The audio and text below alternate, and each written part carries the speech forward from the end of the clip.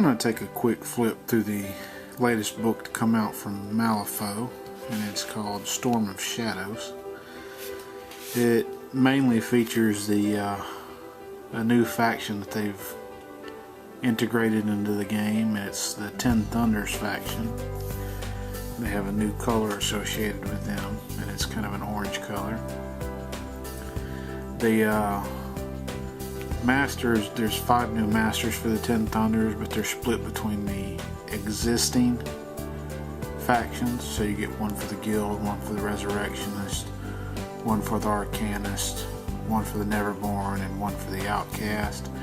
But then they can all kind of be in a faction to themselves and mix and match the different minions and people that come with them.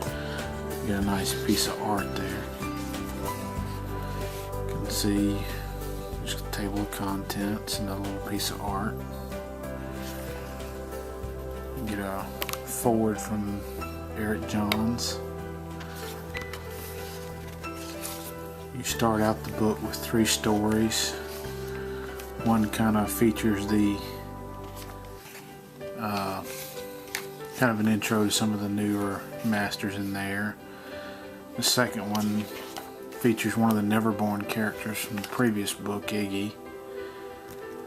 This one kind of gives a little insight into the one of the new keywords to one of the characters. You have some new rules here, not too many. You have the dual faction models. The Ten Thunders models now count, or Ten Thunder Brother models now count as dual faction. They're Outcasts and Ten Thunders. And you can see how the Misaki is still an Outcast, but you can see Mei Feng, she's got 2 colors on her card. I mean, she's Arcanist and Ten Thunders, so she can be a master for either one. You have some mounted model rules. It basically turns out the mount and the master have, or the rider and the mount have 2 different wound stats, and when the mount's wound stats are gone, they go back to being dismounted just by themselves. You have a chart here which shows you the 5 different masters. Misaki is basically just Outcast by herself, Ten Thunders. Jacob Lynch is the Neverborn. Mei Feng is the Arcanist. Yan Lo is the Resurrectionist, and Lucas McCabe is the Guild. But they're all Ten Thunders. But for everything in this book, you see the chart, it shows what they can hire without penalty. And it also shows the things that they can hire from the other books without penalty. And without penalty, I mean they don't have to pay a higher cost to hire them like you do with the other crews. You have some new schemes for the factions, and then some new master specific schemes. That's just a couple of pages there. And then you get into the meat of the books. You have Lucas McCabe, he's the Guild Ten Thunders master. And for all the box sets that they've put out so far here at Gen Con, it looks like you get the master, you get his totem, you get another little kind of either unique or rare character, and then you get 3 minions to go along with that. And that looks to match up fairly the same across the 3 box sets that they've released for those. And for 3 of the factions, they already have most of the models released for the Ten Thunders. Now, Lucas McCabe is one of the ones they haven't released yet for the Guild. But you'll probably get him in the box. And he comes mounted and dismounted. You have his totem Luna, which is a dog. She'll probably come in the Lucas McCabe box. You have Guild Riflemen, they're a new Guild minion. You have a Clockwork Trap and a Guild Pathfinder, they're new Guild minions. He's kind of a trapper hunter, and this is more like an animated construct. You have Sadir Alchabal. He's kind of a Persian character, and he has the black sheep keyword attached to him, and he's unique. And Lucas McCabe is also a black sheep, so most of what's coming in his box I'm assuming is going to be black sheep. So like I said, it'll probably be him, his totem, Luna the Mastiff, I believe. Looks like you'll probably get a character, Sadir Alchabal, in the box.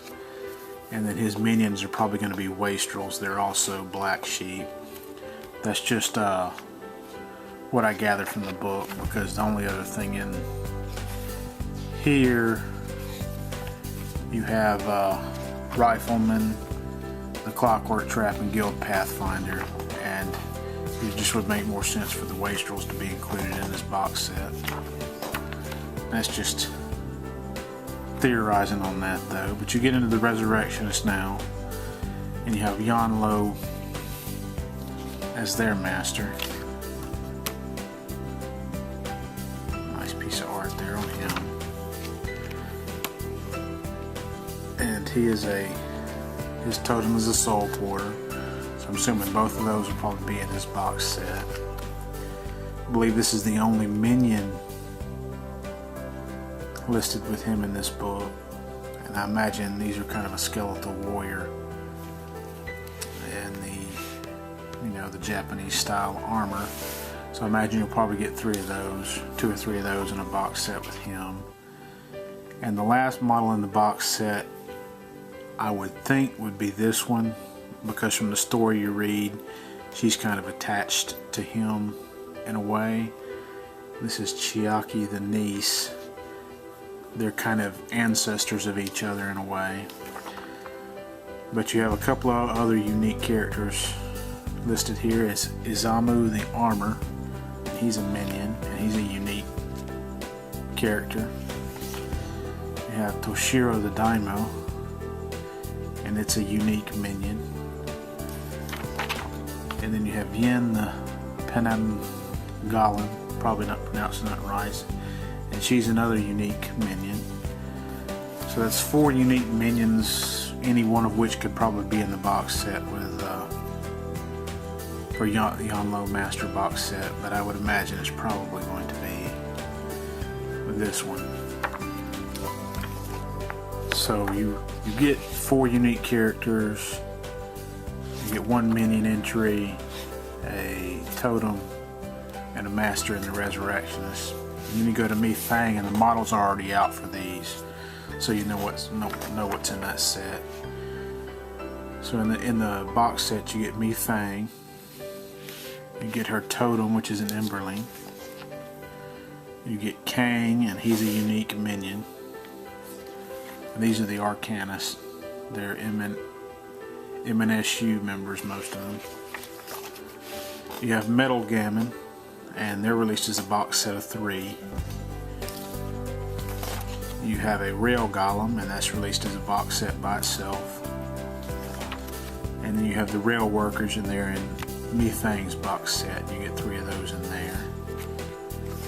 And you got Willie the Demolition, and he's released by himself as a box set. So all those models were already put out at Gen Con, so it's just a matter when they decide to get them to retail. I imagine over the next 3 or 4 months, all the ones they had at Gen Con will be out for release in the stores. You get into the Neverborn faction here, and all these models are also released. You have got Jacob Lynch, and he's the master. He's in the box set. You have his spirit totem, which is a Hungering Darkness. You have Beckoners, and they're in a box set of 2 by themselves. And you get both those poses. Pretty loyal to the art on those. You have Mr. Graves. He's in a box set all by himself. Just 1 sprue. You have Mr. Tannen. It's another box set sprue one sprue all by himself. You have the depleted, and I'm not sure.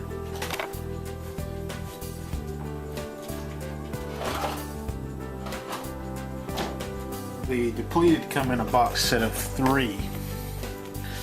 So those are already out also. You get both of these poses, and there's another pose that comes in the box. They're all fairly unique looking. They have that same kind of drained, emaciated look, but they're all different poses and look a little different. And then you have the illuminated, and you get 3 of those in the Dark Debts box set with Jacob Lynch. And that's all the models for the Neverborn in the new book. And then you get to the Outcasts, and you have Misaki. She's been upgraded to a master in this book for the 10 Thunders, and she'll be in a box set. I haven't received that one yet, so I don't know what the models look like. You have Shang, which is her totem, and it's kind of a 3-tailed little monster looking thing. I can't tell if that's like a fox or a dragon or. And then you have Ototo, and he's a unique minion that comes in the box set with Misaki. You have 10 Thunders Archers, and you get 3 of those in a box set by themselves. You have Torakaje, I'm sure I'm not saying that right, and they're a rare 3 minion, and you get 3 of those in a set with Misaki. And you have Yamaziko, and she is a unique on a 40mm base, and that's just the one figure in a box, and that's already out. And then you get into the Outcasts themselves. So I guess this is not technically Outcasts, this is the 10 Thunders faction by itself. So that's not actually Outcasts that I just went through, that's 10 Thunders. Then you get into the Outcast, and they do not have a new master unless you want to count Misaki as an Outcast master. And I'm not sure if that's how they include that. You have a nice little piece of puppet art here with the hanging tree with Eric and his name's slipping me, but they're being hanged from the tree. It's kind of a bonsai tree, and you get the little plant card like you find in potted plants. But you have a Ama Nozako, and that's a minion. It's like it's a 50mm, going to be a 50mm beast, and it's a unique. You have Orion, and they're 30mm base, and they're classified as a showgirl mercenary. You have a Freak Core strong arm suit minion, and that is a unique special forces mercenary. You have Vanessa the Treasure Hunter. She's a minion, and she's a mercenary unique. And then you have one of the 2 gremlins. This is Bert Jebsen. He kind of has a business in the front, party in the back look to him.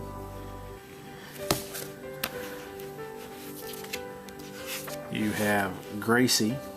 It's a minion pig, and that's a unique. And then you have Wong, and he is another unique gremlin mercenary. And then you go into a few stories. I haven't read these stories yet, so I don't know what they are. So you have 1,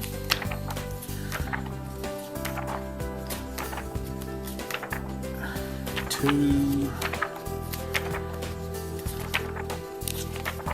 Let's see if we'll get a 3rd one before it ends. Looks like you have 3 stories to end up the book. And you get some story interlaced with all of the characters on most of their pages too. You can see it's a brief write-up for most of the minion and unique entries, and then the master usually has a story that flows through to its totems page. So that's just a look through the new Storm of Shadows book for Malifaux.